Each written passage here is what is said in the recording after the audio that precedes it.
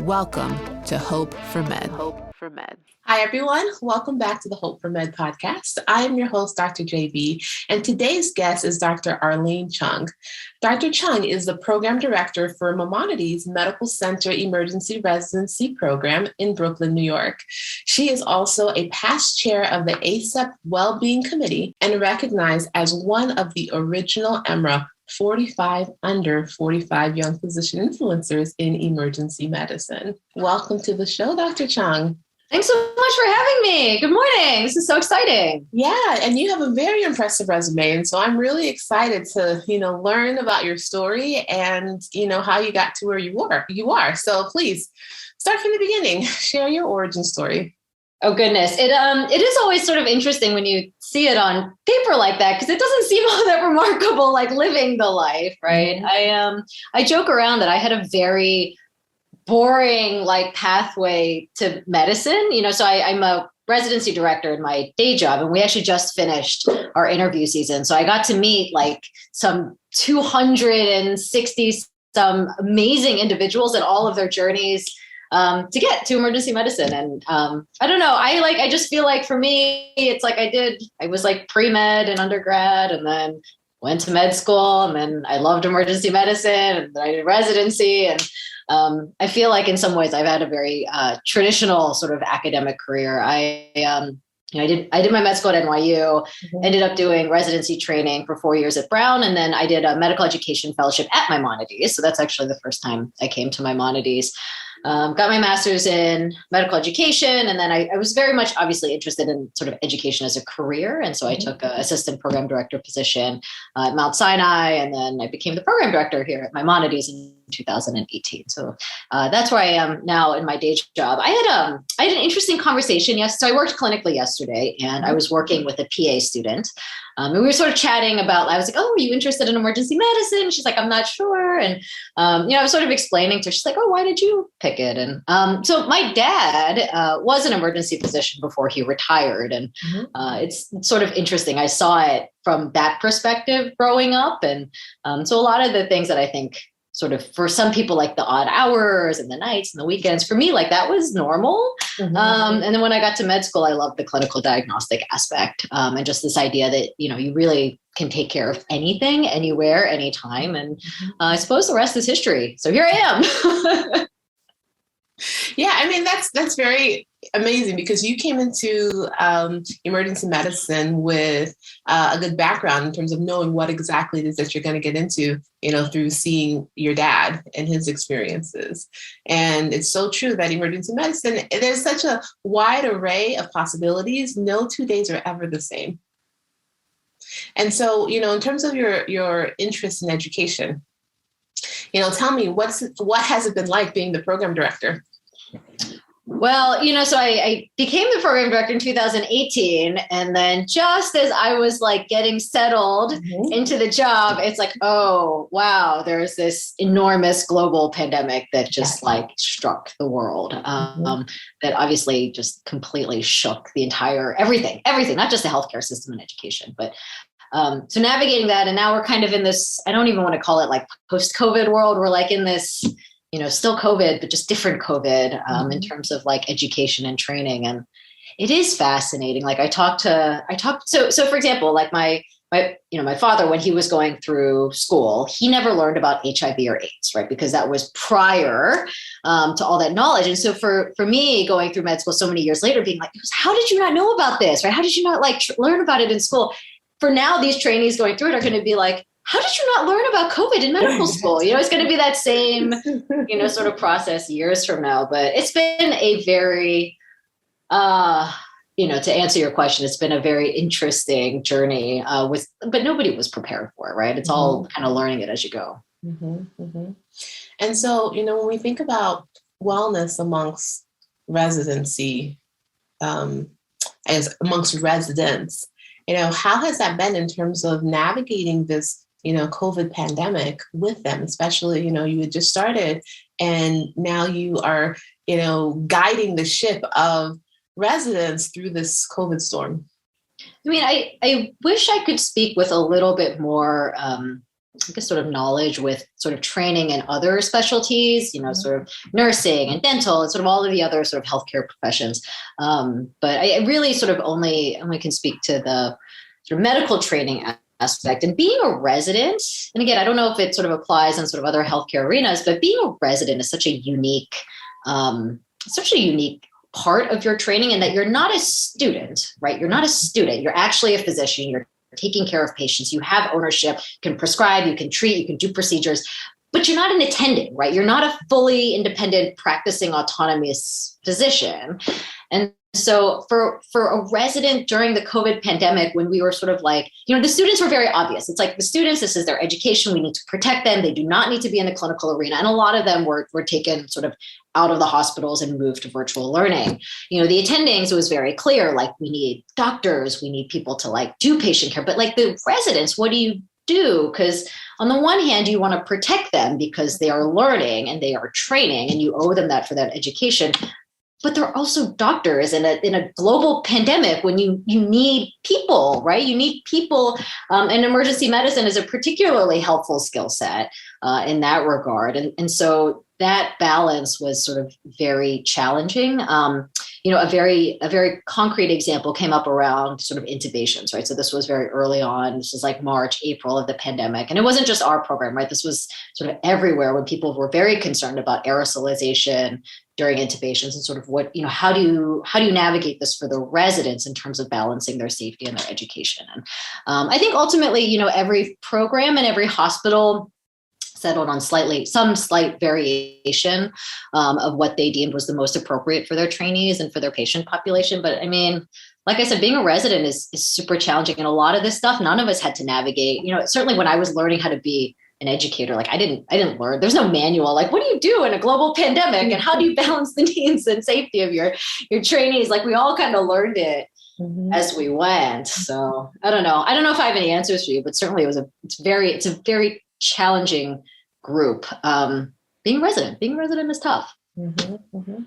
That's right. So being a resident is tough at baseline, and you add on this unknown, right? This invisible enemy that we're battling. And, and I could just imagine, walking into a patient's room and seeing that they're hypoxic to like 30, as a resident, and being like, wait, what do I do? What do I do? So, that's definitely something that was new for all of us. Even the attendings, I'm sure, and then also, dealing with your own mortality, right? And seeing others getting sick. So how was that for those residents? I mean, there's this whole, it's like such a multi-layered issue. There's this concept of moral injury that I think, before the pandemic, people were talking about moral injury some, and actually the term the term's been around for a while. I think people first started using it around the Vietnam War, but it started becoming more popularized sort of in the healthcare space a little bit before the pandemic, but then really sort of during the height of the pandemic when really we were seeing people who were hypoxic to the 30s. We didn't know we had no treatments. We didn't know, right? We didn't have enough resources. And this idea that like you are either participating or you are witnessing or you are somehow contributing, to some act that is against your moral values or your own compass, your sort of your so your own internal value system. I think that plays a lot into, I think a lot of the emotional fallout we're going to see now that things have kind of settled out. Like, oh my goodness, like are the things that I did back then, were those actually harming people? I think there were a lot of those questions. And then again, like you said, there were a lot of young people coming in, right? A lot of young people with no comorbidities, and that line between patient and provider grew very thin. And I think, you have to sort of survive in this job. You have to have some distance, don't have too much distance because then you just like have no compassion. But if you're so wrapped up in every single emotional life of every patient that you see every shift, it's a lot of emotional lives to go through in a 12-hour period. And it was tough. Like that gap grew very thin, I think, particularly sort of March, April, May of 2020. Yes, and we do hear a lot about that term moral injury, and I would love for you to elaborate a little bit more on that, in terms of your perspective and how this COVID pandemic is, playing into this whole moral injury concept. So could you elaborate a little bit more about that and what you mean by that? Yeah, it's medicine is such an odd career. I don't know how many of your listeners are actually like maybe not in healthcare, sort of maybe healthcare curious about what it might be like. But it's becoming a physician is a very sort of unique cultural experience. So I teach. I now teach first year medical students, so they've only been in school for like a couple of months now, and I find it quite refreshing. It's a great group of men and women, but it reminds me that there are things that you learn from like your first day of medical school, where it's like this idea that we can diagnose, we can treat, we can fix people, right? And that's embedded not just sort of in becoming a physician, that's sort of embedded in this cultural idea that we have in America, where it's like there's a pill for everything, or like there's a, we're very much into sort of like fixing stuff like that, like a magic bullet. And I think, you sort of become indoctrinated in that idea. And then you get to something like the COVID pandemic where you don't know. And then all of a sudden you're like, I can't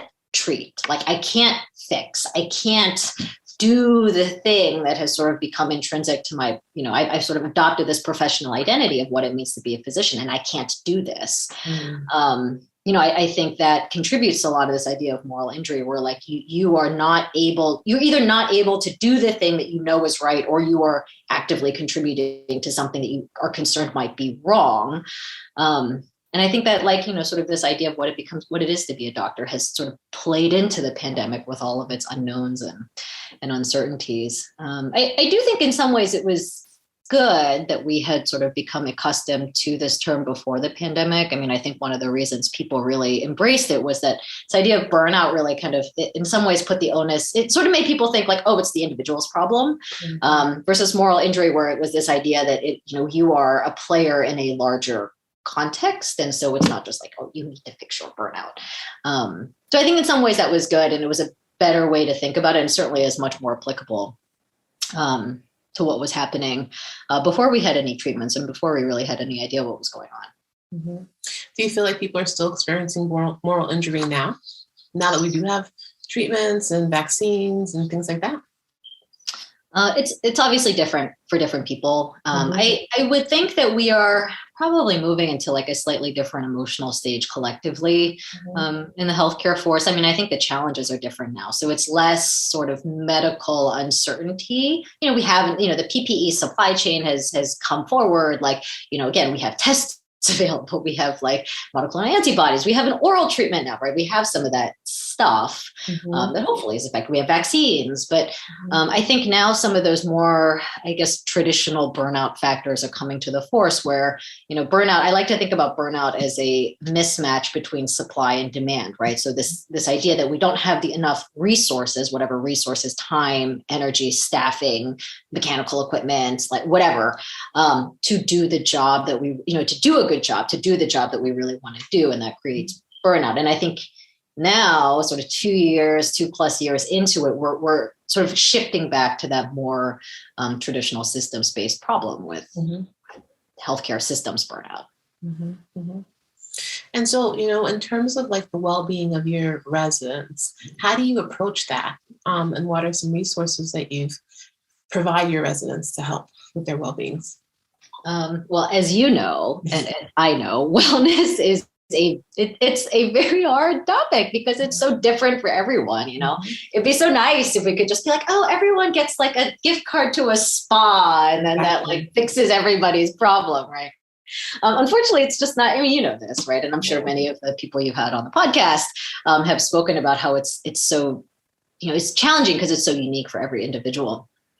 The way that I sort of philosophically try to approach it is that I think one of the big, and this is sort of aside from the pandemic, this is just kind of in general, I think one of the big contributors to burnout in residency is it's not actually like lack of time. It's not actually lack of sleep or even lack of money. And some people who are listening to this are just going to be like, what are you talking about? I don't actually think that those are necessarily, sort of the root cause. I think the root cause is a lack of autonomy. And then a lack of autonomy, like a lack of being able to have a say in what you do with your time, how you spend your money, right? Like, so I think the money, time, shift schedule, all of that comes as a natural extension from this idea of lack of autonomy. And I think that really is tough, right? For a lot of people, just not having a say. And there's some research out there that says like, it's actually not the absolute number of hours you work. It's this idea of having some control and flexibility over your schedule. And that's not just sort of in the healthcare literature. That's, regardless of what job you have. And so I think, again, in this time period when we didn't have a lot, like I told the residents, like, we are not going to send you into the ED wearing bandanas. I couldn't create masks from nowhere. This time we didn't have answers. And I think the biggest thing that we tried to give our residents was at least whatever amount of knowledge that we had and like transparency and communication so that they at least knew what we knew and then could make decisions accordingly and have some agency and some say in what they wanted. I think the important message that we sent for, again, all those months was that nothing was certain. Yeah, great. Everything was changing every day, right? Yeah. And I would send out these sort of like daily updates that literally, they were like, I think they became like sort of nightly reading for some of the residents, but it was like, and just reinforcing this idea that like literally day by day, hour by hour, everything is changing. So we never developed like, I sort of hesitate to say like we had a formal policy in place because that sort of goes through multiple revisions. But I think fundamentally what we tried to do was respect the autonomy of our residents while giving them all of the information that we had so that they could make an informed choice, right? So, and that included potential risks, potential benefits, ways that we could protect them both, and ways that we could really, protect their education too, because I think that is also really important. And that came into play a little bit later after the peak, but sort of like with our patients, you want to give them, this idea of like autonomy of patients. I actually talked about this with my students, right? Patient autonomy. It's the same concept where you want to give people all of the information that they need to make an informed decision that is right for them. Yeah, I mean, I can completely understand that, right? Because, there are so many unknowns. And like you said, so many things were changing so rapidly, right? And of course, our training is, hey, if you're hypoxic, you're in the 60s, you're getting tubed or you're getting intubated right away, right? And so there was a lot of intubations that were happening. And then the more research came out, the more we realized, well, maybe this isn't necessarily the optimal treatment. And, and it's just amazing how quickly medicine changed, right? Because before this pandemic, it took so long for policies and procedures to change, for anything to change in medicine, and to see that actually it's possible to change pretty rapidly. Right, in response to the situation as needed. I mean, I think there's some bureaucracy, obviously, but I think there's also benefit in sort of making sure the research is solid and all of those processes worked in a non-COVID time when we were not under any kind of time pressures. And then obviously we saw that when we needed answers like immediately, that system obviously was not adequate to meet the demands. Yep. So, along those lines, what do you think are, when we think about training the future of healthcare and our healthcare professionals, what policies and procedures do you think could be put in place to really address their mental and wellness needs? I mean, I think you have to give people tools. Wellness is, you can't sort of prescribe the end product because you don't know what it is that people are going to need. And everyone's going to come to this job with their own sort of unique experiences. But I think you give people different tools that they can use to navigate forward. I do think that schools are doing a better job now of sort of introducing like medical ethics and sort of this idea of professional identity formation. And even just, something as basic as being able to reflect on what it is that you're going through. I think schools are doing a better job at that. And there's certainly a much bigger push towards like a holistic sort of application process so that we bring in people who are maybe slightly more predisposed to be a little bit more reflective and a little bit more sort of in tune with what's going on with their internal selves. And I think that can be like a very useful skill because even you don't know what's going to come up, right? And so the ability to at least evaluate like, ooh, this thing happened and how is that impacting me? And then how can I respond in like a good way? And having that ability to do so. But like, again, sort of you foster sort of this idea that there's tools that you can give, and then there's sort of like normalization on top of that. And again, I think we're doing a better job of saying we're talking, I mean, you and I are here talking about this, like this probably wouldn't have happened, however many years ago. And the fact that, in schools and in residencies, people are talking about burnout and depression and like physician suicide and all these things that people are actually now speaking about can be helpful from a normalization perspective. So I think in general, we're doing a much better job. It's just going to take a while for us to see it, because for these students and these residents to then go out and practice and then become attendings, and then as attending kind of influence the generations that come after them. So in the emergency room, so things move so quickly. And at what point do these residents have time to really process and reflect on what they've experienced?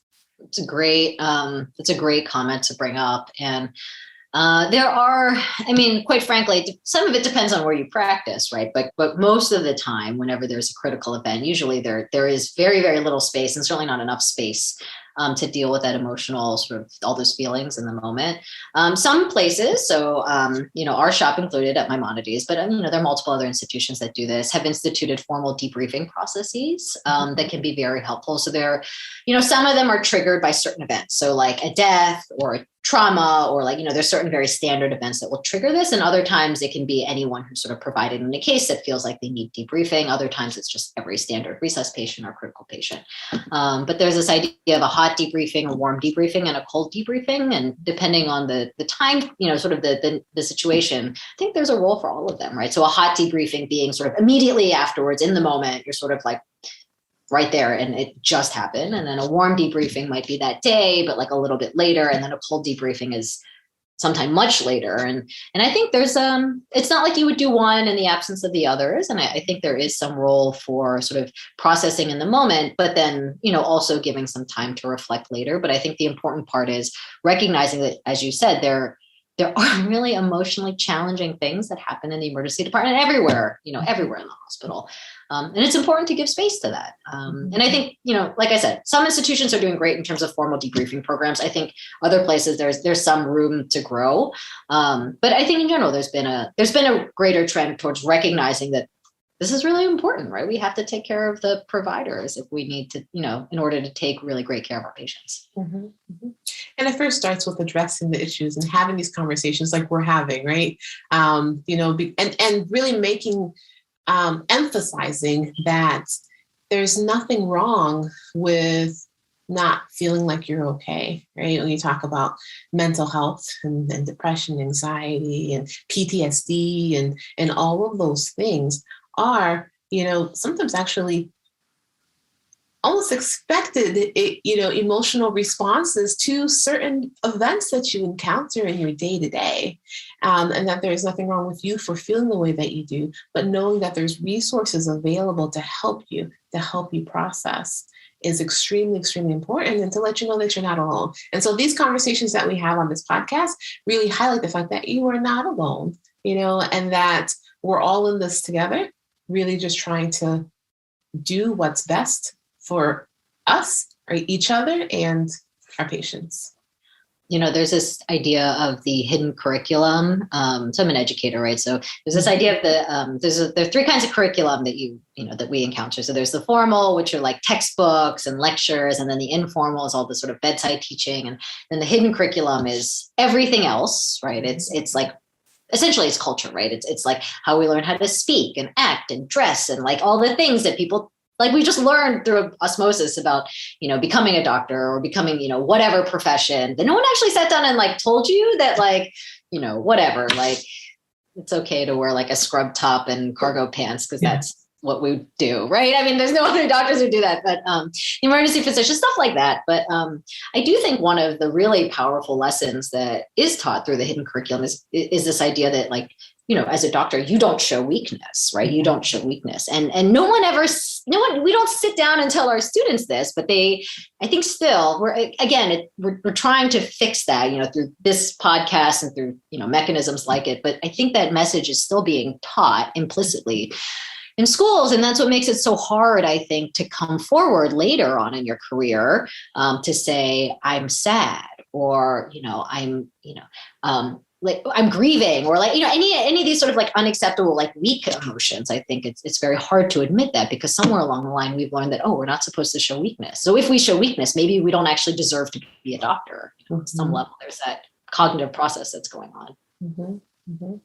And then the fear that other people are going to perceive us differently, right? When we show that, we're human. Like, are we not supposed to be human beings as physicians? Is there a class that kind of says, now that you've received your medical degree, your humanism and your human emotions are now have to be put aside, and you are officially a doctor? Is there a class that talks about that?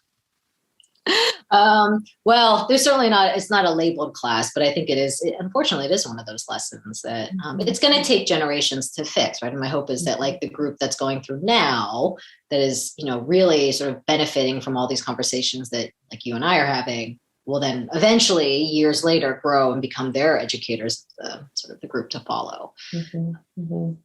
No, that's so true.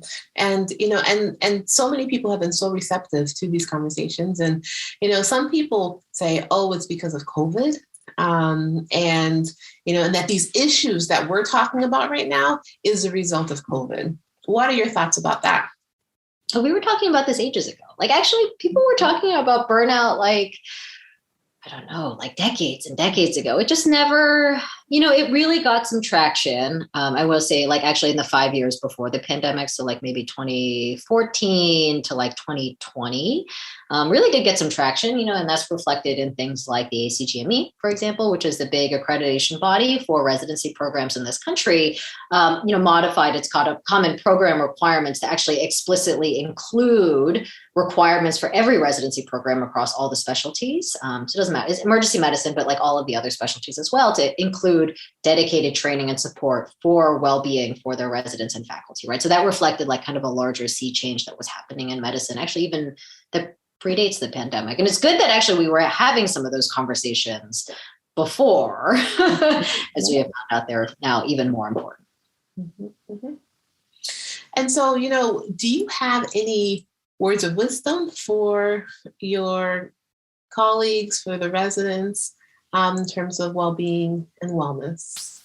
Just like forgive yourself. I think most of us are very hard on ourselves, and there's a lot of sort of meta thinking that makes things even worse. A lot of self-flagellation that goes on that like sort of is an extra layer on top of the already difficult emotions. But just recognizing, again, like you said, it's okay to feel the entire spectrum of emotions because you're a human being, right? And there's no shame in that. And I think, I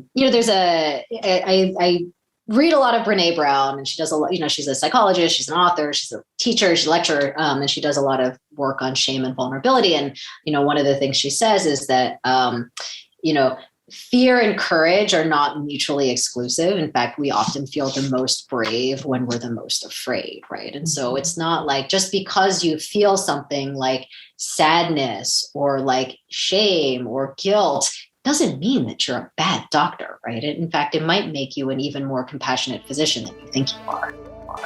This is hope for med, new day for med, for us, by us, and just for us. This is hope for med.